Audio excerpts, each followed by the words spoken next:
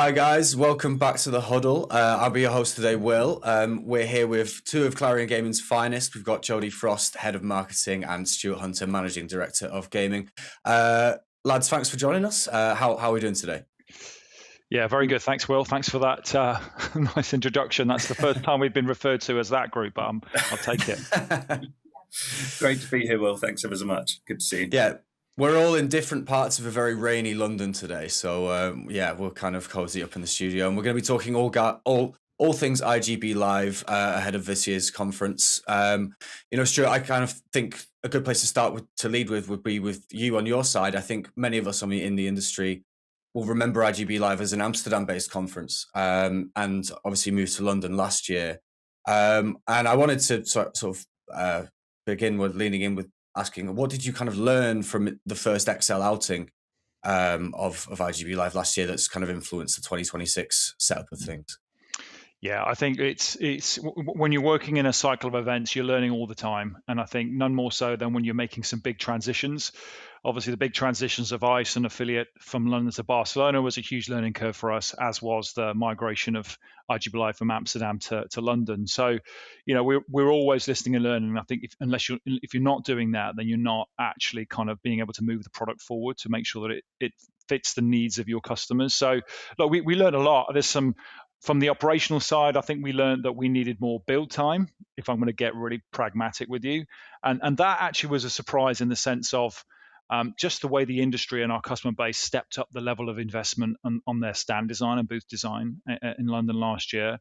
It was actually phenomenal to see that it's reaching ICE level now, ICE standard in terms of sophistication and complexity. So it was a little tight getting everything done in time and open on time, especially with the heat wave that we had. So a little bit of extra time there is going to really help the industry deliver what they want to deliver in iGB Live. So that will help for sure. But I think there's something that obviously with that move across, it's we saw that despite its growth, iGB Live really is that level of intimacy that our attendees are really valuing. And I think whether it's Amsterdam, whether it's London, I think the iGB Live proposition delivers that. Certainly when you compare it to Barcelona, which obviously is a huge behemoth of an event now, and obviously carries huge value. But iGB Live just sits in a different space. So I think a lot of the feedback that we got was the fact that, the venue, the event, London allows for that to happen. So those meaningful conversations that probably are kind of a bit more frenetic in Barcelona allow that to be created in London. So other things, I think practicality stuff is there's still, it is a unique event where it brings the affiliate side of the iGaming industry alongside the supplier and the kind of the B2B element with casino sports betting. So I think something that you'll see at this year's event is a clearer delineation between those two key sectors. They do attract different parts of the gaming community. So we've worked hard to make sure that each component part feels that they've got, all their wants and needs covered. So there's a slight change and differential there. And then obviously with the sports betting growth and its growth in sort of regulation, iGB Live has always played down a little bit its role in sports betting. And actually, we've looked at that this year and gone, do you know what? There's, it's packed full of sports betting products and services. And from a content perspective, there's that kind of focus on innovation. So that is something that you'll see even more pronounced at this year's event. So yeah, grabbing hold of the huge success that we had last year, fine tuning some of those operational things, seeing how we can bring the city into a little bit more, into a bit more of an exciting networking proposition. And then, just bringing the industry back together again. Great. That's a really good sort of overview of everything that we can look forward to there. And I'm really interested to see some more of the sports betting stuff coming into the fold. I think that could be really, really good to see. So I suppose looking at all of the information you've given there, if you were to sort of broadly distill all of that into sort of a mission statement for this year's conference, what would that be? Well, iGB Live has always traditionally and still does connects the iGaming ecosystem. Okay, so you've got that, that focus on accelerating business growth, the focus on shaping the future of the industry, and what sets iGB Live apart really is the kind of focus on developing those high value partnerships. That is unique. That sits in kind of the DNA of iGB Live. I guess where it's a little bit more nuanced for us is the fact that its positioning in July is really quite significant. Significant in the sense that it's equidistant from our Barcelona events, so from iGB affiliate and from ICE. So from a timing perspective, it gives the industry that focus and that extra planning, either to convert some business that started conversations back in Barcelona, or to develop some new business ideas. But that focus towards kind of business in Q3 and Q4 of this year, it really acts as a catalyst. So I think that's something that we're really starting to build into the event cycle, and we're hearing from the industry that is really, really important. So I think the timing plays into that. And then I think, outside of that Barcelona connection, there's still a huge volume of audiences that come to iGB Live that don't actually attend many other iGaming shows.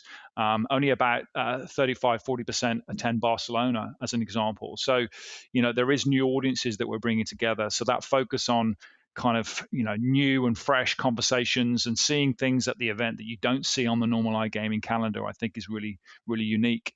And then obviously, as we mentioned, its positioning in London, I think, gives it a unique character. The UK is arguably still the most influential gaming market in the world. So having access to that and the uniqueness of London through investment, through technology, media, and sport, I think that is an environment that attracts brands and decision makers and adjacent industries that you'd find less visible at other iGaming shows. So I think that creation of a broader and more diverse ecosystem is something that our attendees really enjoy engaging with. So, our ambition is simple. We want to create a really super effective environment for the industry connect, do business, and then identify where those new growth opportunities are coming from. Mm. And Jody, digging into a bit more specifically on that, especially with regards to those new audiences, and I mean that's a really interesting statistic actually, that 40% of attendees won't actually be at ICE, but appealing to that sort of demographic, what kind of key topics, themes can we expect to see this year at the conference to sort of to hit those markers? Yeah, I think one of the really great things about iGB Live moving to London is proximity to sort of the financial capital of arguably one of the biggest financial capitals of the world, and we're also seeing quite a lot of changes happening in the iGaming industry as a whole. Like as we're maturing, as the industry is sort of growing up, we're seeing an awful lot of changes from a sociological perspective, but also a financial perspective, when we have markets moving into that level of maturity where a lot of the customers that we would typically have, so our exhibitors and our sponsors, are looking at M&A and looking to become acquired or to acquire. And there's a real need and an interesting drive now to get better advice on how to, how that kind of level of financial negotiation really starts. So we've part of this year's show for the first time, we have something called the WorldGaming M&A Summit, which is going to see some of the biggest investment houses, the likes of Goldman Sachs, Morgan Stanley, coming in to meet with some of our operators and suppliers who are kind of like very much focused on M&A as it stands at the moment. So that's a kind of a whole new track, if you will, a whole new mini conference within iGB Live that we're really focused on. Obviously, it's very high level, but equally a really important thing to start really understanding what the future landscape of the industry is going to be, because fundamentally that'll really dictate things. I think when it comes to different markets, again, there's the big markets that we're really focused on. So we have a summit devoted to Africa, that's running alongside with our sister brand iGamingbusiness.com, which is the iGB Trends African Summit, I believe we're calling it. And that is an initiative running with the AIA. We're bringing some of the African industry's biggest regulators over to iGB this year, and we'll be holding a sort of a summit where a lot of the operators looking to enter that market or already in that market will be coming to kind of get some face time with those really important figures in terms of that as a market. LATAM is still one of the biggest areas that we're focused on, as you guys all know only too well. It is perhaps one of the more interesting markets, and naturally, we're also sort of very much focused on the changes going on in Central and Eastern Europe at the moment. So trying to cater for that as well. So yeah, there's an awful lot going on, but I think fundamentally, as a kind of ethos, if you will, we're really seeing is less about kind of established and mature markets and expanding markets, but how we can start to bring those together and what those markets at different life stages, different levels of maturity, and different levels of sort of size can really learn from each other, because it's becoming so much more of a global business. Obviously, as regulatory considerations in mind, still very much segmented on that front. But how can we sort of start to build those markets into more cohesive and more sort of sustainable business models? It's really exciting. There's clearly a lot going on there, and plenty to sort of dig into, especially with this year being almost 3 conferences in one, with iGB Live, iGB Africa, and the M&A Summit. And obviously, as Jody mentioned there, Stuart, lots to get into. But I'm also quite interested in the logistical side of running 3 sort of summits side by side, both on your end, and then for delegates looking to attend, how would you kind of advise that they negotiate that if they're wanting to get the most out of all 3 of them? Yeah, I'll start from our side. I think the organisation of it obviously is what we do for a living, and I think we're used to that. We're used to positioning it. We obviously, compared to Barcelona or iGB Live, is a more intimate proposition. So it's simple for us to position all of these things. The issue I think we've got, which I think you're leaning towards, is just how best do we communicate all of the ideas and opportunities that we've got going on during the week in London, of which there are many. Obviously, the ones that we've talked about with iGB Live, obviously Trade Show Floor, the Africa Summit, the M&A, the Startup Accelerator. We've got pitch products running. We've got all the conference content.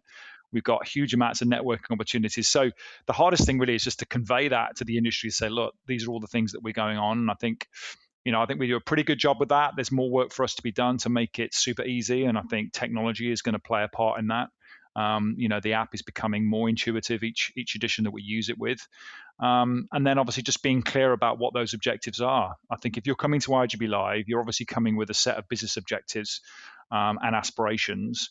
And ideally, with the information we provide you through website, through app, etc., through socials, hopefully you'll find a way to navigate to say, do you know what? Okay, this is really how I want to maximize my time. These are the customers I want to reach. These are the conversations that I want to be having. These are the kind of subgroups and communities that I want to be hanging out with, and then this is the kind of content I want to be engaging with. So the easier part is putting it all together. The harder part is making sure that everyone that walks through those doors, the 16,000 people that come through, really kind of can maximize their time, because it's a short period of time, right? There's 2 main trade days, but there's obviously day 0 as well with activations there. But really, we have, I think, put a week together over 3-4 days with activities that have been fed off the industry's wants and needs, tackling those pain points, seizing on those opportunities, and creating some cool experiences to boot. So we've laid it all out. I guess my advice to everyone is just digest, spend a little bit of time on the website, spend a bit of time on the app, build up that plan, and then as much as we can do then is really just kind of engage with it, organize your day. That's really kind of how we expect our delegates to maximize that experience. And of course, you've been at Clarion for some years now. I imagine in that time you've seen the life cycle of a few conferences kind of come and go, not just your own. Where do you see iGB Live in its developmental cycle at this point, and what excites you about the conference's potential sort of moving forward? Yeah, I think iGB Live is a really exciting product, and I think when we acquired it in 2017, something like that, and I think we kind of took a year or 2 to kind of really understand that market. There wasn't really anything at the time that was bringing those affiliates together alongside B2B suppliers. So I think once we kind of really understood the best way to kind of take it forward and move it forward, and obviously put it under the kind of what then was Clarion Gaming, which is now WorldGaming, under our kind of way of doing things in terms of high levels of professionalism and investment, etc. I think we then took the opportunity to kind of listen and learn from the market and move it forward. And I think over the last 5 years, especially since COVID and getting back, it was actually the first event we ran back after COVID, which was a fairly emotional experience for most of us here.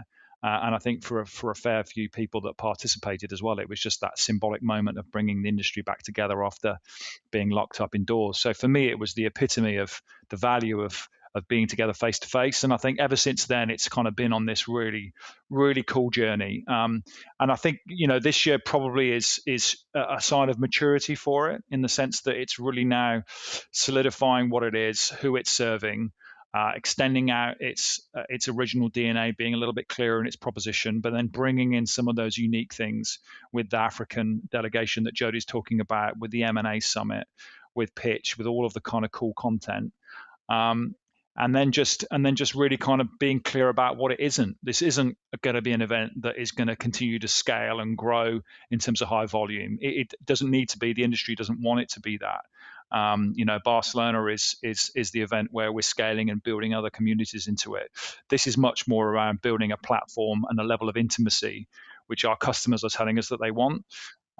So I think that's really kind of what you'll see and what we've observed. And I think obviously its relationship with sister brand iGB.com as being kind of one of the leading media brands in the iGaming space. We've really cemented that further this year, as Jody touched on, with working with iGB Trends, which is our kind of new content proposition on iGB.com. So all that coming together is going to be really exciting. I think really it's about preserving the character of the event, keeping clear and making sure that we're servicing the affiliate space really well, but also expanding and being clearer on the B2B element, and then bringing London in. So I think it's maturing and it's really found its place. And look, the audience, I think even in about 4 or 5 years, the audience has gone from sort of 4,000 to 5,000 attendees to 15,000. And it's always available for more attendees to come and join. But for us, it's being really clear on who it's for and where the value is coming from. Mm-hmm. On that topic of bringing London in, I mean, with especially being the second year now, the show will kind of be looking to settle into its London shoes. Has there been any kind of conscious effort in your eyes? What's inherently London about this conference, especially being the global hub that it is? Question for both of you, really. I'll take that. Shoot first.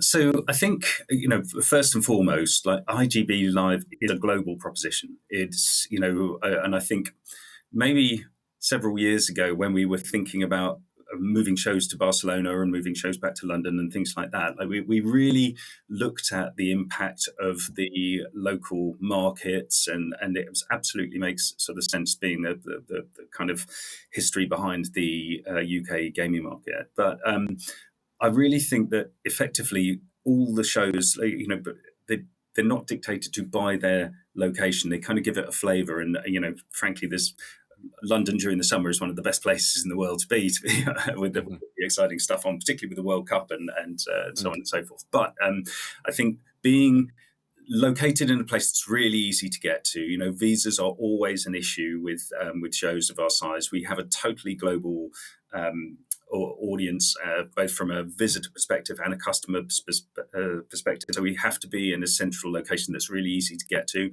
London as a city just lends itself brilliantly to large-scale trade shows of this kind of magnitude and size. It's not easy to get sort of circa 15,000 people through from a hotel to a venue, as I know everyone who goes to trade shows can attest to. So we try and make sure that the infrastructure is there to support it.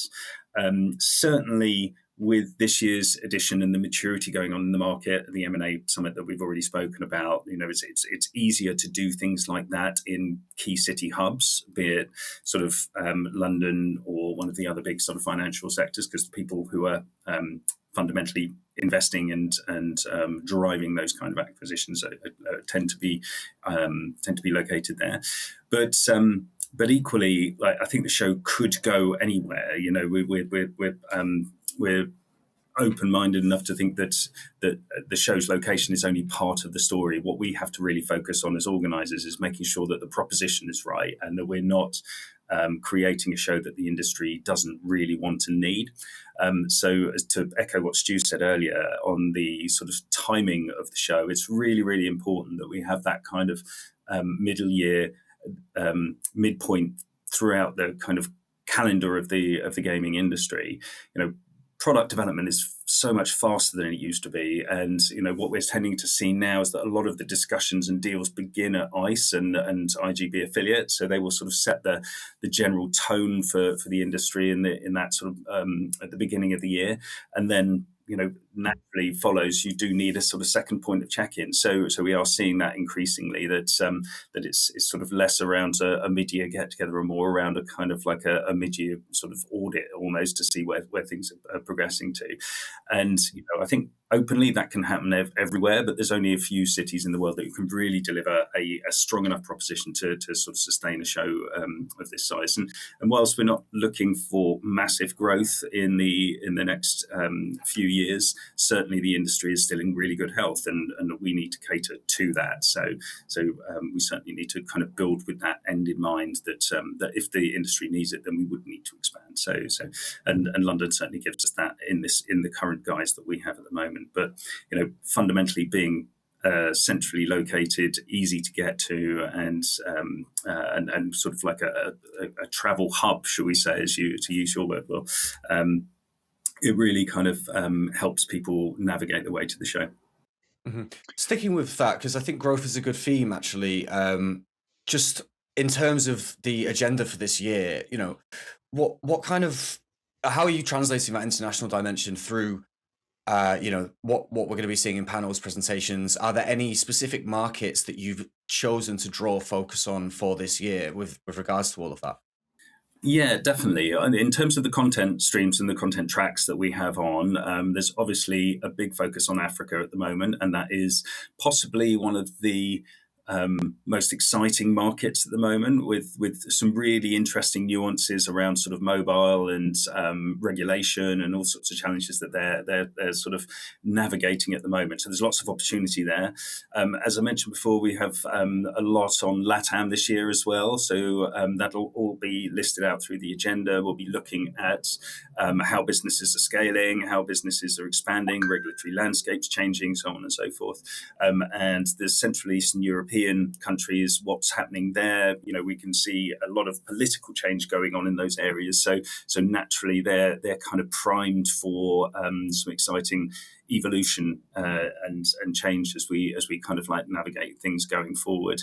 And they're kind of more of our focus areas, but equally we have a lot of people sort of see iGB Live as a show of two halves, and we have sort of a classic sort of iGaming side of the hall, but we also have the affiliate side of the hall as well, which we need to have them both cited together because it's all part of the same ecosystem, and that's I suppose the end game for iGB Live is to be the home of the iGaming industry, and that's what we try and achieve, and that's certainly kind of how we position ourselves. But equally, the content tracks are split accordingly. So on day 2, we'll have more affiliate contact. So we'll be talking a lot about the impact of affiliate marketing in those areas, and what affiliates need to be aware of, how operators need to adapt their strategies, so on and so forth. So there's kind of two sides to that story, whereby in terms of new markets, they're our principal focus, because that's what we understand from the industry and where they're kind of most interested, and from conversations with the likes of yourselves as well, to kind of really get us as close to what the industry is talking about, and how it's navigating its way through. Mm-hmm. Of course, at any conference in the industry, there's a lot of work, but of course there's also a large element of play and fun. I remember last year we were kind of all crowded around watching one of our colleagues get a tattoo in the middle of a gaming conference, which was, it was a first for me. I had no idea if anyone else had been there before. What kind of things have you kind of looked to integrate this year that kind of distill the work down into something that's, a bit more of a camaraderie aspect, and the sort of the nice little things off and onto the side to explore at iGB Live? So I think the business side of iGB Live is paramount. And, certainly when you look at competitor shows and other things going on in the industry, like we really do keep a laser focus on making sure that business, those connections that are being made are the right people with the right to the right buyers and sellers, and that is kept as foremost. But as you say, like iGB Live does have a very unique character. It sort of intentionally reflects the kind of work hard, play hard type of sentiment that exists very much in the iGaming industry. So what we try and do is make sure that where we're creating those experiences, from an event organizer's perspective, our job is very much to kind of facilitate putting people into the room. So that's kind of what we do. Where we try and build a little bit of interest and depth and engagement is through some of those features that you mentioned. So, and certainly if someone has a permanent reminder of iGB Live when they leave the show from a brand perspective, then we're really happy with that. But there will be the standard opening drinks with our sponsors, WPN. As a kind of kickoff to the week, which is always a great event. It's on day 0. It's at, I think, the Big Easy this year in Canary Wharf. We will also have on the show floor. We have the two sort of sides of the show, as I mentioned before. We have the I suppose iGaming, iCasino, and sports betting side of the show, which will have more of an iGaming feel. There's a bar there. We have the VIP rooms and so on and so forth. Equally, on the affiliate side of the show, there is the affiliate bar, which is always good fun. And yes, I believe we will be having some other activations. Won't give away too much now, so you can enjoy discovering them at the show. But there's also a lot of fundamentally networking geared spaces that we're putting together, like iGB Introducing and some of the platforms that we're developing to help really ensure that whilst we're here to, we kind of use a bit of a strapline of connect, innovate, and celebrate. We're sort of here fundamentally first to connect people and to help them kind of define the future of the industry as they kind of work together. Great things always happen when good people get together. And there is a degree of celebration. We have the Affiliate Awards, which is always a fantastic event, one that I personally look forward to every year. And that's kind of going to a whole new level this year at the Shard. And that'll be kind of like a really fun event. And we're also going to be having some sort of welcome drinks on the first day at the Fox, which a lot of people who've been to the XL before will know only too well. But we're kind of working with them to kind of elevate that experience, particularly, we'd be daft if we didn't really maximise the World Cup and what's going on in the wider sort of sports sphere. I think one of the reasons a lot of people get into iGaming in the first place is because they love sport, and we're certainly no different on our side of things. So yeah, we want to try and make sure that people have those really great memories to take back. I'll jump in just quickly, yeah. Just with one bit that we haven't mentioned yet, which is a new addition to the show this year, which is our World Gaming Gala. World Gaming Gala has kind of been in existence alongside ICE for the last couple of editions. It's sort of super high level, C-level, from a supplier perspective, right through to kind of some of the leading global operators, mixing with regulators, policymakers, etc. So it's kind of a unique room, really, a unique event. So we're bringing it to London, doing a summer edition, highlighting iGB Live's importance. That's going to be at the Savoy at the end of day 1 in the evening, by invitation only. But again, another example of bringing two communities together in a kind of a unique experience, balancing that work ethic that Jody's talking about, but also the fun networking part. And then again, leveraging London's iconic status. Really, there's probably no finer hotel really than the Savoy. So look forward to bringing that to the industry too. So that's a new for 2026. So we're excited to see that get over the line. Nice, sounds great. I feel I should also voice that iGB Live is perfectly situated for any aviation geeks such as myself, because it's right by London City and you kind of can watch all the airplanes coming in, which is the perfect sort of representation visually of the sort of international agenda of London and of the show. And I think just to round things out today, a question for both of you. I'll start with yourself, Stuart. What message this year are you kind of looking to send the international market with iGB Live in London, what kind of do you hope reverberates out of the show once it's finished this year? Yeah, I think just a summary of what we've been saying, really, in the sense that the industry tell us that iGB Live is essential. So for us, it's to continue to position the fact that it's an essential positioning for the iGB, for the online gaming industry. And I think we talked about the dateline. I think that's really not to be underestimated, the significance of that. So I think really pulling those things together and then positioning it with the uniqueness of London in its access to the kind of finance industry, the online gaming kind of history that sits in this city. I think putting all those things together for us is kind of the thing that we hope will make it sure it's a great success this year. Yeah, and I think similarly, I've mentioned it all before, a little bit before, but from a brand perspective, we want the industry to see iGB Live as its home, as its spiritual home. When the iGaming industry started in one guise or another, the origins of iGB Live were very much there. Before there was understanding of where the industry could head, what the technological situation would be in years' time. It was all about providing a space for people who had the passion and the excitement around what they were doing to really challenge frontiers and push things forward. And that was really why iGB Live came into being in the first place, to provide a home for everyone in the industry, be them a sportsbook or casino or affiliate or any other part of that industry. And I think regulation has probably been underrepresented at the show previously, and certainly it's something that we focus very much on at ICE and iGB affiliate in January. So we want to make sure that we're continually connecting the industry with the policymakers to make sure that we move into a fairly regulated markets as things sort of develop. And I suppose that's our obligation, to make sure that we're creating that home for the industry, that it can really connect and thrive together and move forward. Well, the countdown officially begins. We're not far out, so really looking forward to this one. Thanks so much, guys, for your insights. I think it's going to be a really memorable show this year. So, thank you again for your time, and thank you, viewers. We will see you in the next one. Thanks, guys. Thanks, Cheers, Will.